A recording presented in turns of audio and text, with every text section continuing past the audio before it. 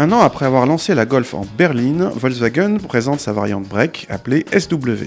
Une variante à laquelle la Golf a droit depuis sa troisième génération.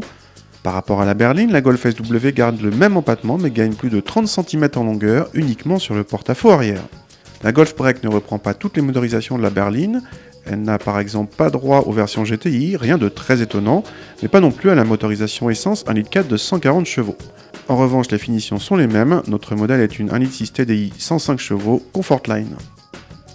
A l'intérieur, on retrouve bien sûr la planche de bord de la berline, bien présentée mais assez austère dans cette configuration grise.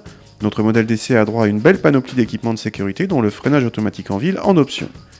A l'arrière, l'habitabilité est la même que dans la berline avec un poil de garde-auto en plus, mais l'essentiel vient bien sûr du coffre. Volkswagen annonce 605 décimètres-cubes, soit 100 de plus que la Golf Break précédente et un record dans la catégorie.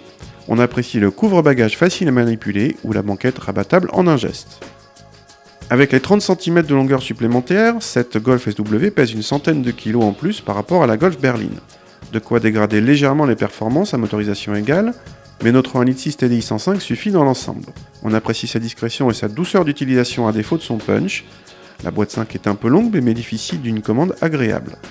Notre voiture d'essai s'est montrée particulièrement confortable malgré l'absence de suspension pilotée.